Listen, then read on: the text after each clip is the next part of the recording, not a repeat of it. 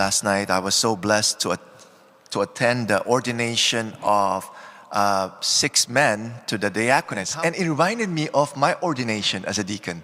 I was ordained as a deacon 9 years ago. There was a change in my name. As a seminarian, my name was Broken, short for Brother Kenneth. Broken. When I became a deacon, these people started calling me D-Ken. Now that I'm a priest, people are calling me Free Ken.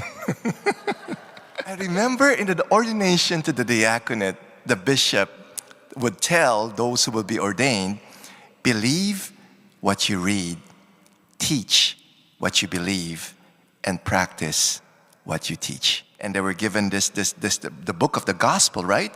Because as a deacon, you're not just to serve in community, but you're also to proclaim the word of God, just as priests and bishops. And of course, one of the main things that ordained clergy needs to preach is about the importance of holiness or godliness, right? But first and foremost, they have to practice what they teach.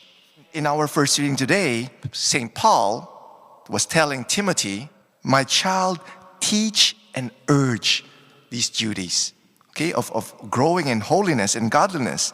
But the thing is, the problem is, it says here in our first reading today that godliness has become a means of gain.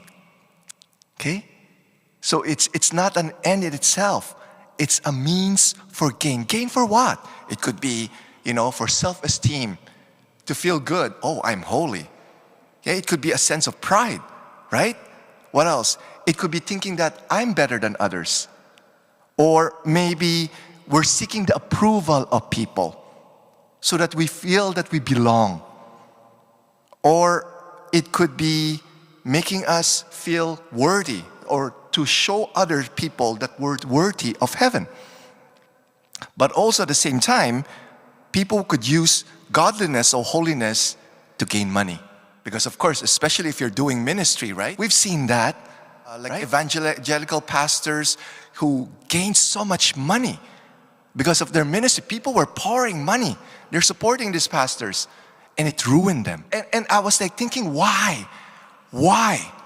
Why does godliness or holiness becomes a means to a gain? It is because people are not yet secure in their identity as a beloved son and daughters of God.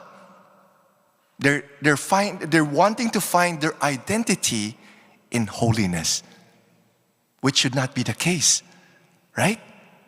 If we're secure in our identity, we will be contented. That's why it says here, great gain in godliness combined with contentment. We're contented.